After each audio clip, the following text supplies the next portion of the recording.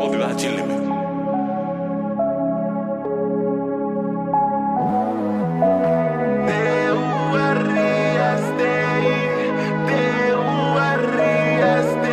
Prinsessa Diana, mikä on vialla?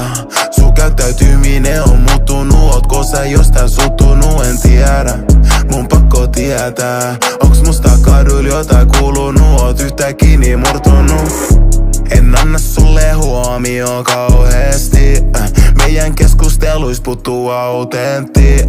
Muistelet niitä aikoja kun me naurettiin, sun mielestä mun seura oli hauskempi. Ennen kun musta tuli tämä superstara, ennen kun pidin tätä vaan unelmana. Nyt mulla on palaverin jälkeen. Mitkä on mun prioriteetit, mikä on mulle tärkeä? Sä mietit, ootko mun ajatuksis vieläkin? Onks meillä voimaa